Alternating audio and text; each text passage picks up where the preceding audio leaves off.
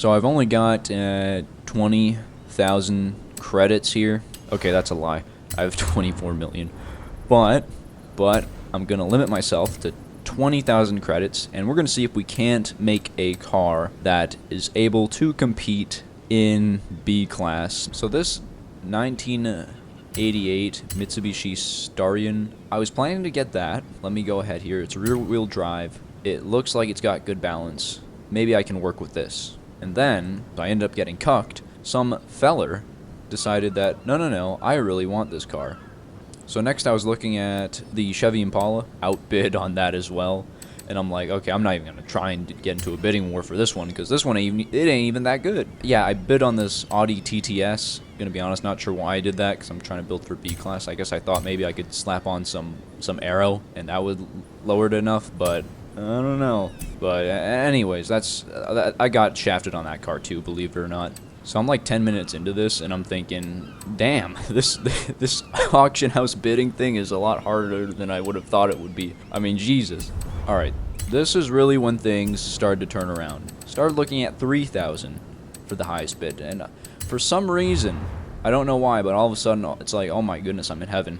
Look at all these Japanese cars. And so I started off with this Silvia. It's a nice car. It's not horrible. It's a nice car. It just takes some getting used to. But then I saw this RX-7, and I'm like, okay, I know I'm probably not going to win. Probably not going to win this one, but I have to try. I mean, come on, man.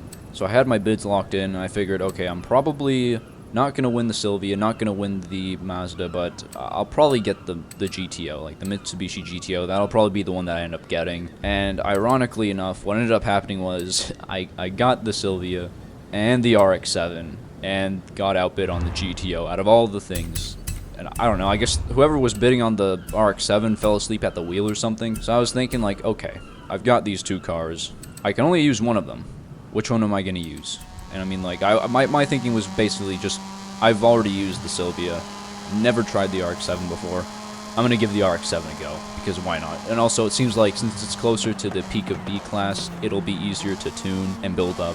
So yeah, we got our car for 4,000. We got 16,000 left. That's pretty decent. So my initial test drive with the RX-7 was actually, I liked it. It was fun to drive. It sounded great.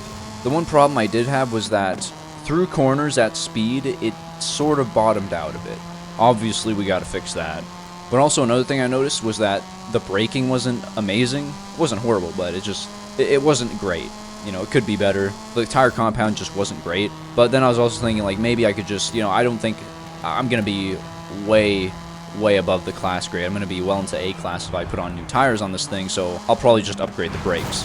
So my initial upgrade looked to basically just fix up the handling. I just upgraded the brakes once, sport brakes. One upgrade for the roll cage, just put on a roll cage there. A little under 12,000 credits left, but we're far from done.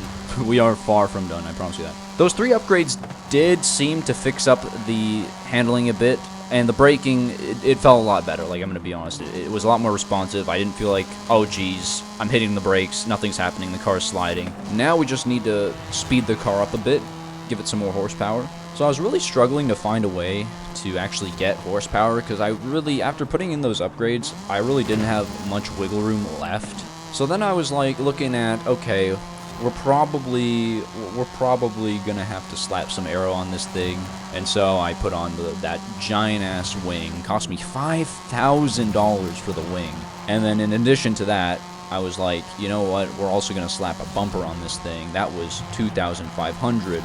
So just like that, 7,500 credits on aero. So that's what I've got left for upgrades to make the car go vroom. I really had to mix and match, and I was like, for my first go at it, what I did was I slapped in an intercooler upgrade. I put in an upgrade to the fuel system, and then I had a little bit of money left over, and I squeezed in a driveline upgrade in there. And it was fast, don't get me wrong, like, it was pretty decent, but I felt that it could be a little faster. We've got all this aero that we've slapped onto the car now, and that helps with braking. So maybe we can just do without the brake upgrade and then put that money into another upgrade. So basically I just no brakes, just put back on the default brakes, Then I decided, okay, we're not going to do the intercooler, we're not going to do the fuel system, and we're taking off the driveline because we need all the money we can get.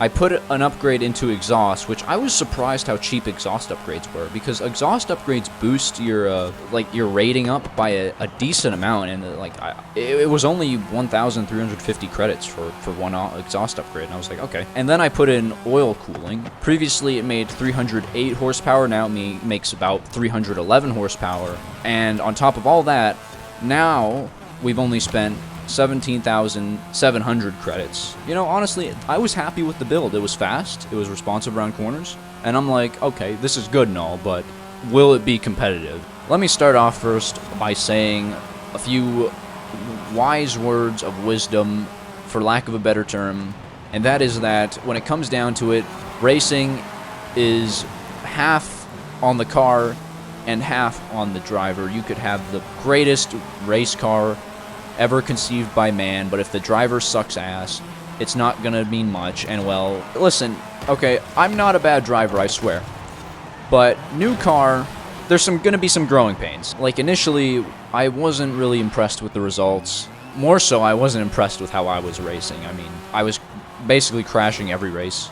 Didn't feel like I had a good handle on the car, and I knew it would take some time to get used to, especially rear-wheel drive, because I usually drive front-wheel drive cars.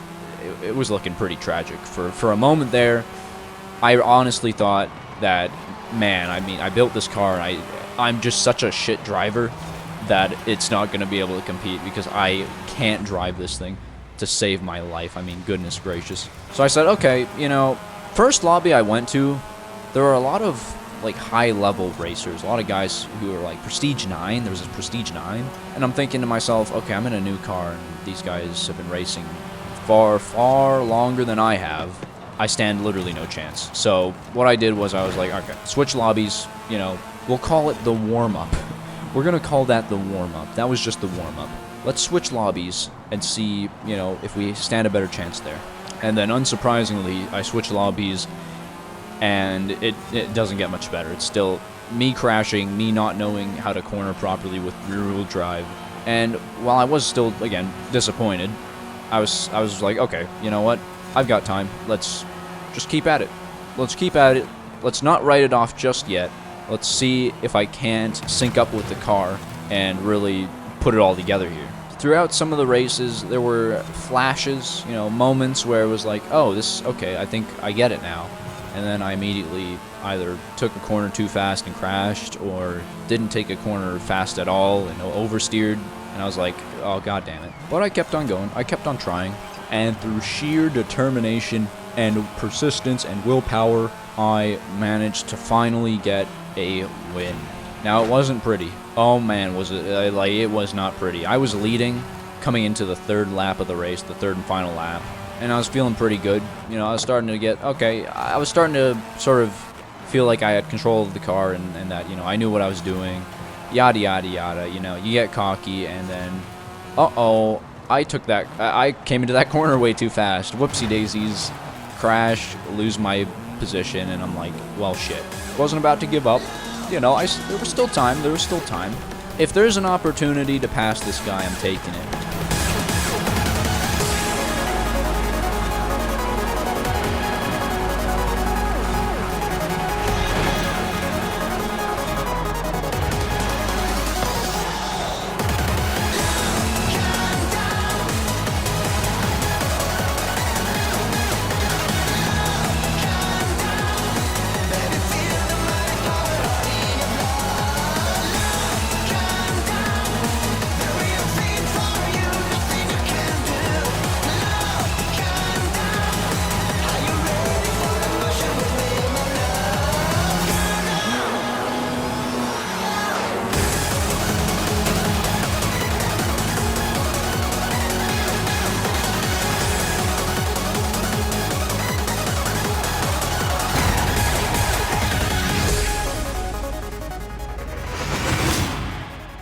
So yeah, not an amazing first victory, but a victory nonetheless. One victory is cool, but one victory doesn't mean you have a competitive car. I mean, I think we'd all agree that one victory is just one victory, and it could have been a complete fluke. So I look to replicate this success in the next race. And in the next race, I made very few mistakes. It was a fairly clean race, and for the most part, I was just front running the entire time. And I finished first again, and I was like, oh, this is okay. This is good. This is very promising. And now we are in the final race of the series, and I'm like, oh man, I could actually, I could win the series. That would be great. That would be amazing. I think I'll let a decent amount of this one just play itself out. I'm not gonna like try and commentate over it, because this is one of those races where I started in the front, it was my race to lose, and I just made almost no mistakes. Like, it was just, this is the race I would say that it all came together. And out of all the courses, it was the hill climb course. And if there's one car that is known quite well for hill climbing, the RX-7 is that car.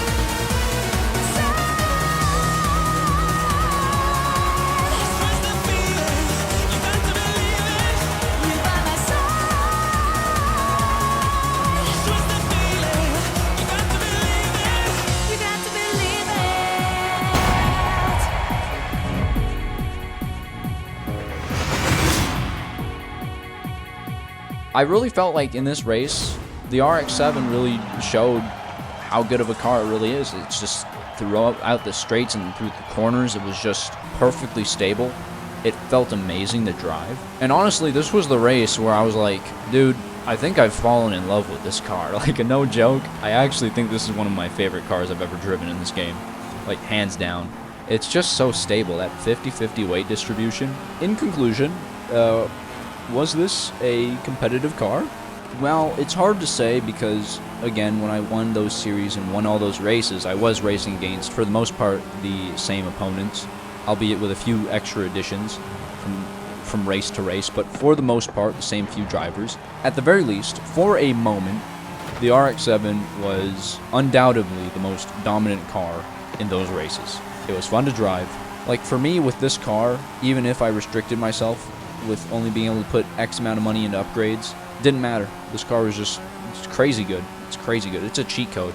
So yeah, it is absolutely possible to build a competitive B-class car with only 20,000 CR. Maybe there's a few technicalities, but you know, at the end of the day, yes, it's absolutely possible. And I think honestly, it didn't even feel that challenging, and I might look to step it up a bit, you know, because I'm gonna be honest, it didn't feel that challenging. Also, to anyone who says, you know, I never do nothing for the Forza community, you know, I'm making Horizon a better place. Okay, I've gifted that extra car, the Sylvia I got. I gifted it to one lucky player. This is purely, you know, from the heart. I didn't do this because I already had one. Absolutely not.